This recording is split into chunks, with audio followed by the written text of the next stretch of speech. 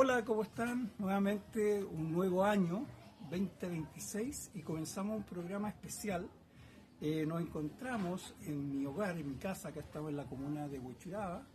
En estos momentos, atrás de mi espalda está mi taller y vamos a hacer un programa especial porque los quiero invitar a que les pueda mostrar mi taller de pintura. Así que los invito para que vengan y puedan entrar y contarle a grandes rasgos qué pasa en este monasterio, en cierta manera. Está un poco desordenado, pero los talleres nunca son ordenados, uno tiene su propio orden, ¿ya? Así que entren. Carlito, quiero que me cuentes un poco aquí en tu taller de tu historia como artista. Mira, la historia se remonta desde mi infancia. Yo soy nacido y criado en otra comuna muy cerquita de la zona norte, ¿cierto?, de la región metropolitana, en la comuna de Conchalí. Específicamente, yo soy nacido y criado en la población Juanita Aguirre. Ahí llegué a los 2 años aproximadamente, en la década de los 60, una construcción de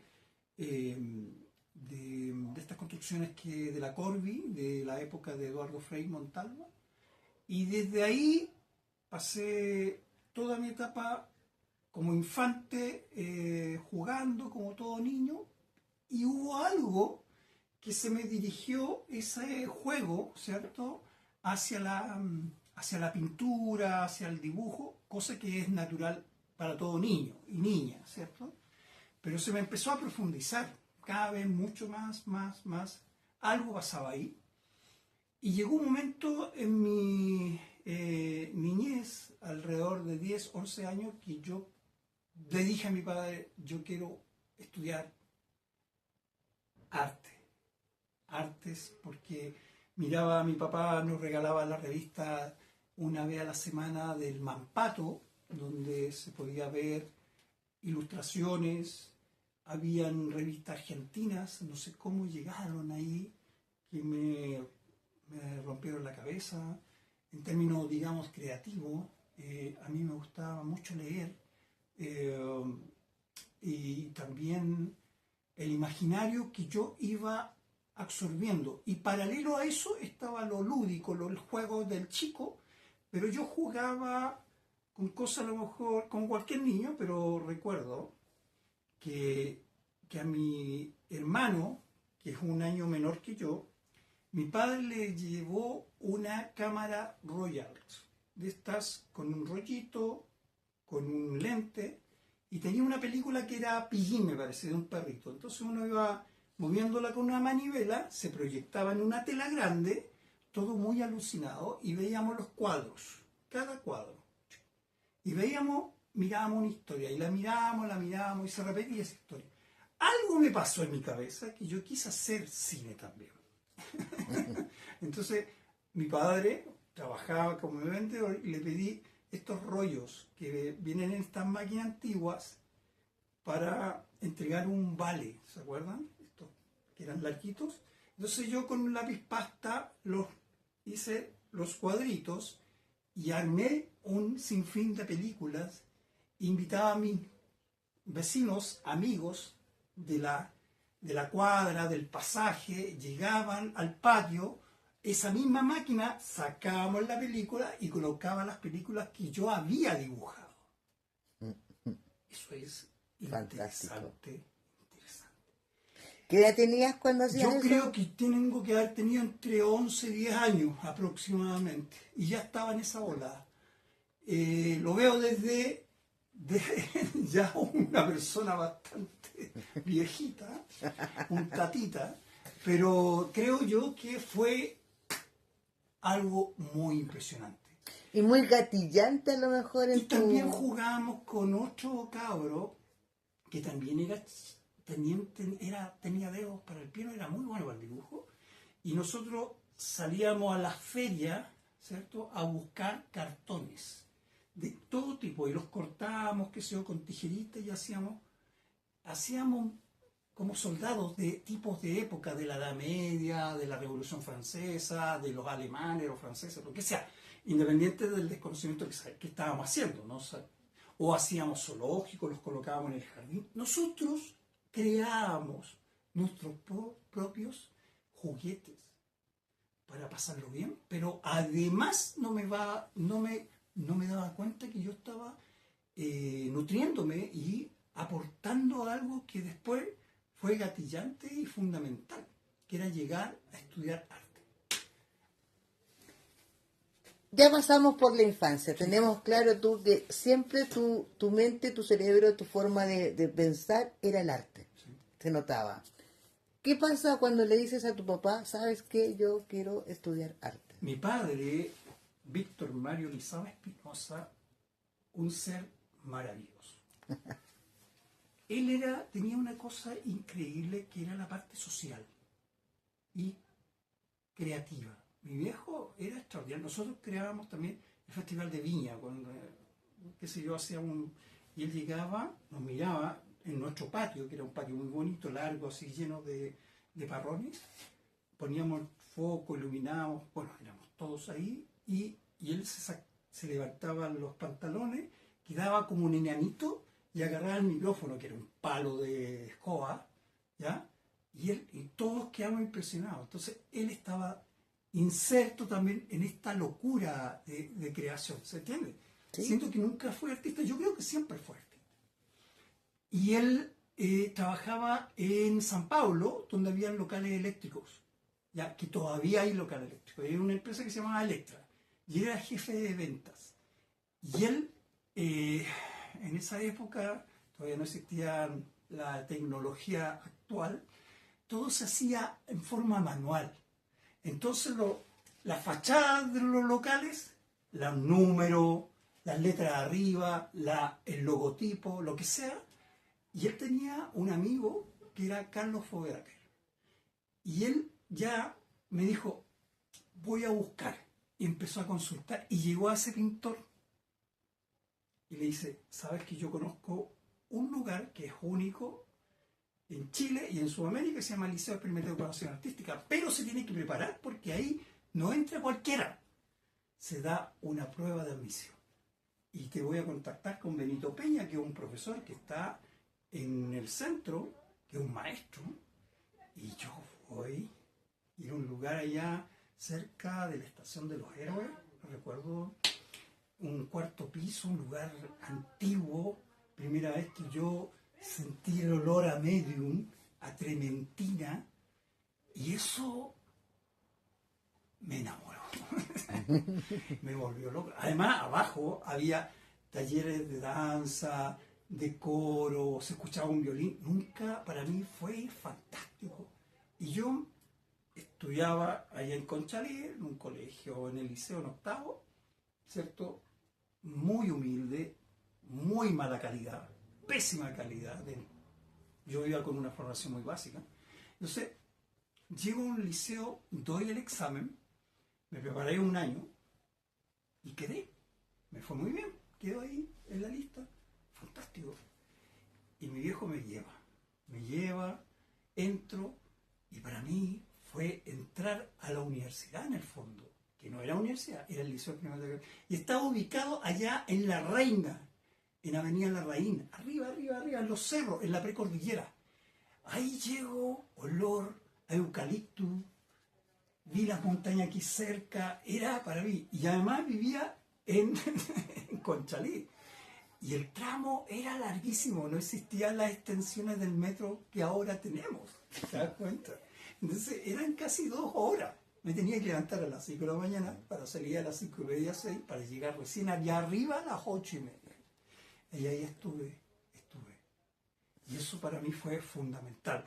Y ahí en la mañana teníamos enseñanza básica, bueno, ahí tienen enseñanza básica y media. Yo estuve en la media, de primero hasta cuarto, y luego había desayuno, colación, había un casino, y en la tarde nos quedamos hasta tarde, hasta las 7:30, 8 de la noche, ¿ya? en los talleres, que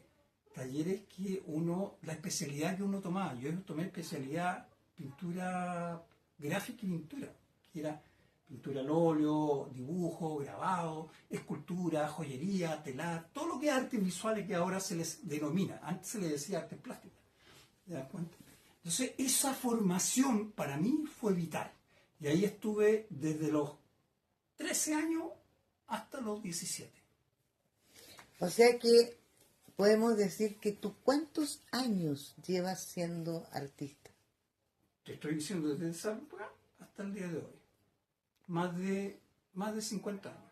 50 años. Más de 50 años. 50 años, o sea, en lo concreto, cuando yo entro en la universidad, entro en el año 86, si uno podría verlo desde el punto de vista académico. Pero yo entré en el 79 al Liceo Experimental de Educación Artística cuando estaba allá en La Reina. Y yo estuve un año, el primer año, cuando se traslada a Mapocho con Lourdes, el lugar donde actualmente se encuentra ese destacado liceo, emblemático y destacado Liceo Experimental de Educación Artística. Llegas a la universidad. Sí. ¿Cómo fue eso? Cuéntanos un poco brevemente cómo fue la universidad. Mira, porque ya tienes una formación artística. O sea, tú cuando sales de cuarto medio, tú ya eres un artista. Por así decirlo. Tienes la plataforma, tienes la base. Hay cosas que a lo mejor en la universidad incluso te resultaron muy fáciles, quizás por la formación que tú tenías.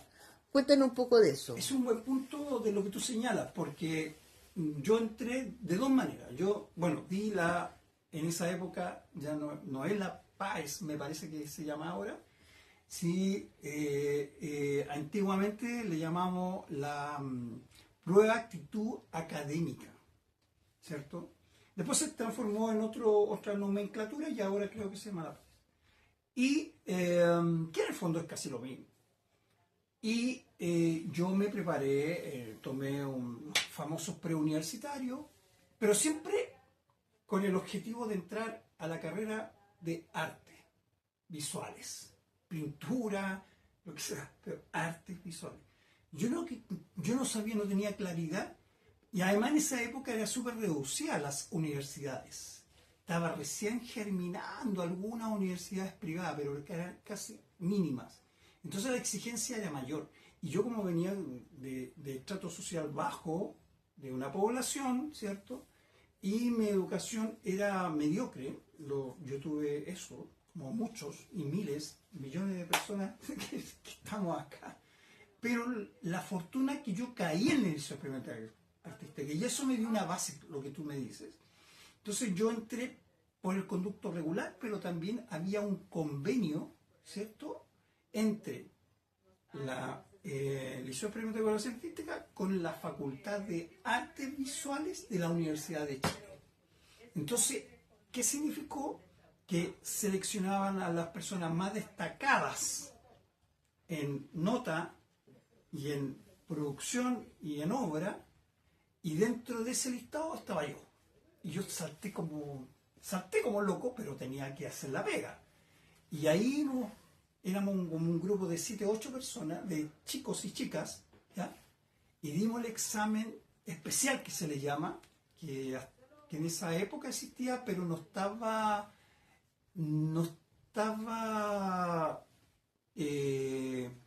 acreditado, ¿se entiende? ¿Ya? No era norma legal, sino era como una movida interna. Y eso también fue fatal. Pero sí me dio la posibilidad de entrar a la universidad, de estar un año, fue fantástico. Ahí me di cuenta que con mis pares, estudiantes que entraban por el conducto regular, ellos les faltaba dominio de la historia del arte, conocimiento técnico. Todo eso ya lo teníamos, porque empezamos de chicos, entonces tenemos una formación mayor y ahí teníamos una base fundamental, y eso se notaba mucho, mucho. Y me moví como pez en una pecera así fácilmente en ese ámbito. Y eso me significó una aceptación inmediata, una mirada de los docentes. Ojo, aquí, chico, Tata Lizama, o René Ortega, íbamos un grupo de artistas, de estudiantes, que digamos artistas ya, ¿cierto? Jóvenes, muy niños, y que estábamos en un lugar que para mí era como estar en el paraíso, ¿se entiende? Porque con todo lo que es difícil entrar a la universidad, fue fantástico. Eso. Bueno, Carlito, hemos hablado ya de tu formación académica. Cuéntanos cómo fue, después de que terminaste de estudiar, trabajar como artista. Sí. Mira, yo después de haberme retirado de la Universidad de Chile, volví en el año 2000 y saqué mi licenciatura en arte, pero entre la salida de la universidad en el 86, en época de dictadura muy dura, hasta el año 2000, ¿cierto? Ahí se produce algo súper interesante, porque yo igual seguí estudiando, entré a un instituto y siempre me he preguntado si la hice bien o la hice mal. Pero yo siento que sumando y restando yo creo que fue interesante y ha sido muy bueno, porque me significó mi primera pega. Es decir, me explico. Yo fui a estudiar en un instituto diseño gráfico publicitario cuando todavía no existía el internet. Los computadores, estamos hablando del 87, 88, todavía no llegaba nada. Habían, sí, se estaban instalando, pero a nivel administrativo, ¿cierto? Pero muy, muy rudimentario. Eran estos computadores gigantes, así, con pantalla verde, que era súper difícil de encenderlo, era lentísimo. Bueno, pero lo que lo que me pasó fue también un tema existencial, porque yo venía de la universidad, venía del experimental de la universidad, y yo seguía siendo artista. Después me lo dijo, me encontré en la calle con un profe, me dijo, siempre fuiste artista, tú estabas ahí fuera de eso, tú no eras diseñador. Y eso me dio vuelta, es muy interesante. Pero estando ahí, yo me aguanté un año y me quería retirar de la carrera. Y me retuvo el jefe de carrera y me dice, Carlos, tú has hecho exposiciones con los cursos, te movilizaste, hiciste un gran aporte, bla, bla, bla. Y creo que sería un gran aporte si tú haces clase, pero como ayudante vas a tener que recibir un sueldo, vas a tener el libro de los profesores, vas a firmar periódicamente, vas a tener un control, pero vas a estar paralelo a eso sacando la carrera, que me faltaba 2 semestres más, un año. Y yo lo acepté, y eso fue súper bueno, porque sin tener estudios de pedagogía en arte, que es distinto, uno tiene que tener una metodología, una forma de entrar, lo aprendí en forma empírica. Ya había hecho algunos talleres, que no es lo mismo, en un instituto, con mis propios compañeros, ¿ya? O otros de la misma edad o más chicos, enseñándole, oye, estuve en 2 talleres, recuerdo. Uno era dibujo y el otro era color, que era súper conectado con las artes visuales. Y también seleccioné a otra chica que era muy nerd, muy cabezona, pero fue en el ámbito más técnico. Era muy interesante. Y eso fue el inicio de muchas cosas. Luego de ahí saqué mi carrera, me titulé, traté de entrar en el ámbito del diseño, estuve en algunos lugares, estuve como diseñando en una empresa de acrílico donde hacían los letreros de acrílicos grandes, figuras. Eso me significó también meterme en un engranaje y también cachar también lo bueno y lo malo que es el punto de vista laboral y el maltrato también de algunos jefes, ¿cierto? Y pasé después a trabajar otras cosas. Cuento corto, descanso y vuelvo a Conchalí, en cierta manera, y ahí, bueno, y paralelo a esto yo siempre no dejé nunca de pintar, participaba en concursos, gané concursos, eso me ayudó mucho, me empecé a visibilizar y luego llegué a Conchalí, bueno, estando en Conchalí, me contratan para hacer talleres de pintura al óleo y también muralismo. Y eso me significó ganarme un proyecto, ¿cierto? El que significaba hacer murales territoriales. Y con ese murales territoriales era un proyecto muy bonito, porque se trabajaba a nivel social, ¿ya? Y eso lo emulamos, y ahí yo conocí a mi compañera Maxine, y lo hicimos en Nueva Orleans. Postulamos el proyecto y lo gané, y lo fuimos a hacer allá. También era trabajo, y era contar la historia del muralismo de Chile, el muralismo más duro. Ya en esa época ya estaba pintando en la bandera con Toño Cadima, que organizaba festivales de murales muy interesantes, muy potentes. También fuimos con mi taller de alumnos a La Serena, a esta intervención que organizó Cadima con otro grupo conectado allá, y fue alucinante, era súper potente, y así me empecé a nutrir. Y en la salida de Estados Unidos, allá en New Orleans, yo le hice clases y talleres, iba por 2 meses, me quedé casi 4 meses, porque fue un taller muy bonito, muy exitoso, a niños y a niñas de afro-norteamericanos, anglosajones y sobre todo centroamericanos. Entonces tenía todo el espectro, ¿cierto?, de chicos de varias partes del mundo, ¿me entiendes? Era muy bonito. Y ahí la iconografía era su mundo, su vida, qué es lo que le llamaba la atención, porque fuimos a un lugar muy fuerte en lo que es el tema del narcotráfico, la violencia, a partir de eso, ¿se entiende? Entonces era muy violento su mundo, era muy violento. Y eso fue una cápsula. Entonces vuelvo acá, a grandes rasgos, y después me empiezo llego a la Casa de la Cultura de Anselmo Cádiz, de la Comunidad del Bosque, para sintetizarlo, porque tenía esta experiencia, pero otras más, y desde el año 1998 hasta la fecha estoy trabajando en la Galería de Arte Guillermo Núñez, donde estoy a cargo de toda la calendarización anual y también trabajando con artistas locales de la comuna.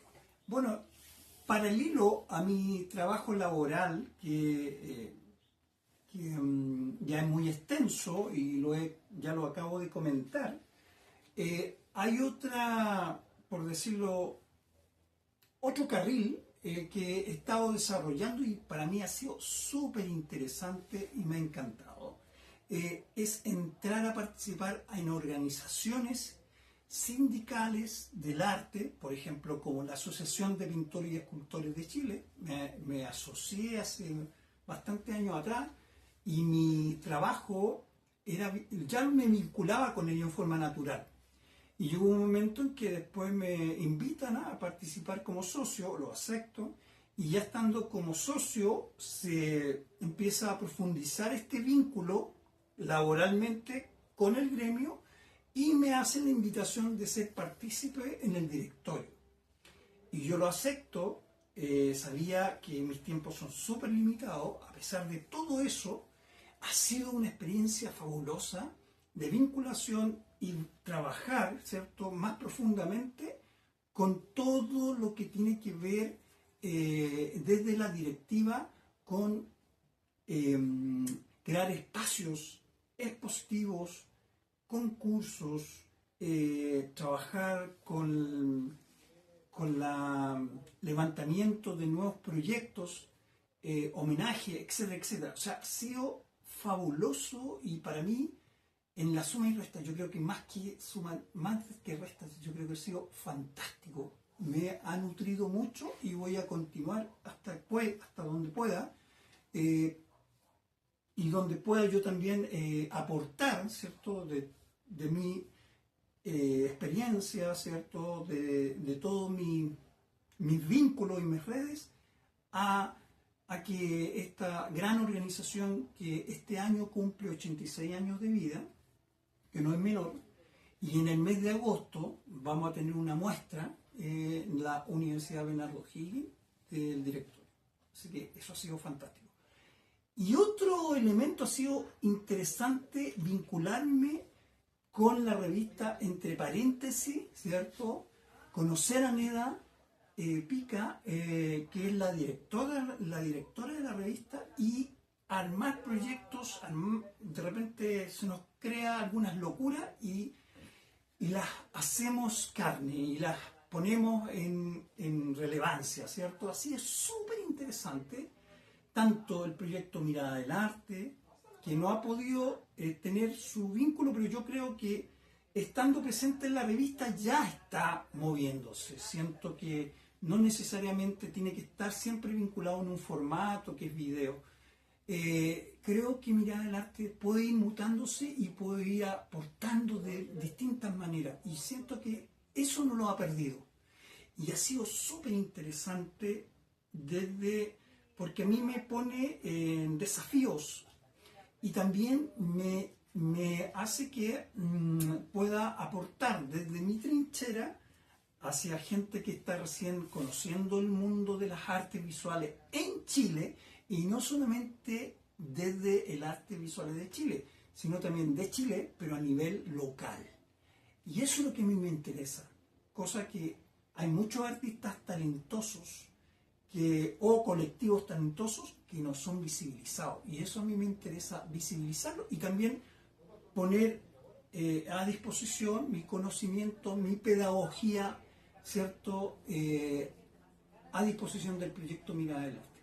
Y otra arista de lo que yo decía de este carril, para terminar, es el ámbito de la escritura. Acá tengo un pedacito de mi mundo que lo abrazo y que lo que tiene que ver con la escritura poética, análisis de todo tipo, pero la escritura que siempre ha estado en mí desde chico hasta la fecha, pero que lo empecé a profundizar y me di cuenta que había algo que yo lo podía expresar. Entonces, gracias a la invitación de su presidenta, ¿cierto?, Cristina Wilmo, de PEN Chile, que soy socio y también hago mi aporte desde ahí hacia esta interesante e importante gremio y organización internacional. Y siento que ya con eso ya tengo mucho por hacer y por entregar. Yo siento que todo lo que tú haces se relaciona y que es como cuando el engranaje calza, o sea, tu aporte en el arte y ese proyecto que hicieron maravilloso de que tú veías un cuadro y le hacías un poema. Ahí estás jugando con dos gremios, estás enlazando. Por ejemplo, solamente a propósito de lo que tú estás señalando, este proyecto para mí lo guardo con mucho cariño, algo que se me creó a partir de la invitación que hizo Cristina cuando se estaban cumpliendo los 50 años del golpe civil-militar, tan nefasto, que hasta el día de hoy nos marca, y que hay una figura central que es Víctor Jara, ¿cierto? Y que el pie forzado era escribir un poema a partir, ¿cierto?, de esta figura universal y extraordinaria, del gran y genial Víctor Jara. Que él era también poeta, un gran poeta, aparte de cantautor y director de teatro. O sea, el teatro está 100% vinculado con la literatura. Están, ¿cierto?, dramatizando obras literarias, ¿cierto? Pero también él escribía y lo hacía música y lo poetizaba con el sonido, con los ritmos, etc. Entonces, lo que pasó esto ya un año, esto fue en el año 2023, Y en el 24 yo le digo, a principio de año, ¿sabes qué, Cristina? ¿Por qué no vinculamos lo que se le escribió en poesía y lo trasladamos y ahí unimos PEN Chile con APECH? Y así nació este extraordinario proyecto que se llama Víctor Jara, Memoria, Trazos y Voces. Y que es donde se le invitó a cada pintor, ¿cierto?, artista visual, poder sacar un imaginario No te muevas tanto. a partir de la obra que escribió, ¿cierto?, un escritor que es socio de PEN. O sea, tenemos socio de PEN, artista visual, y que la gran mayoría son socios de la PECH. Acá tenemos una directora, que es la Marcia Bravo, por ejemplo, que trabajó a un texto de César Retamar, por ejemplo. Y así, en fin, tenemos acá a Eduardo Yáñez, el gran cantautor, y lo graficó la Virginia Cordero. Otro trabajo, la Victoria Riquelme, el último día, ¿cierto?, que lo graficó Francisco Ramos. Y así, en fin. Cuéntame, Carlos, Entonces, este proyecto yo lo quiero, y esto es una primicia, y lo voy a decir. Yo que soy tan inquieto. Yo esto lo quiero. Mira, mi idea era postularlo al Fondar y poder sacar más de 1000 copias y regalarlo a la biblioteca pública, qué sé yo, a lo largo de todo Chile. Era una idea mía. No sé si en una de esas, como soy tan filantrópico, pueda que la haga más adelante, pero en lo concreto, yo quiero que esto se pueda itinerar. Y es fácil de itinerar. Entonces yo la voy a tratar de itinerar no como libro, sino como obra. El texto poético creado por escritores del autor chileno, que es socio de PEN, y la ilustración pictórica o lo que sea de gente de la PECH. No sé cuántos son, no lo he sumado, pero eso me arma un cuerpo. Me arma un cuerpo de obra. Esta sería la portada, sin duda, va a seguir siendo portada y flyer, qué sé yo, pero aquí hay un texto que lo escribió nada menos que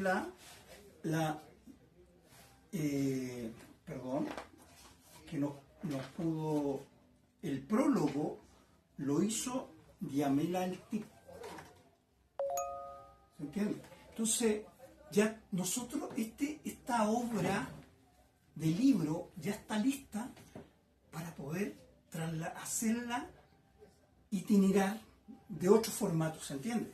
Entonces, esa es mi idea. Y yo sé que la quiero hacer y la voy a hacer. Eso. Muchas gracias, Carlitos. Te pasaste. Chau.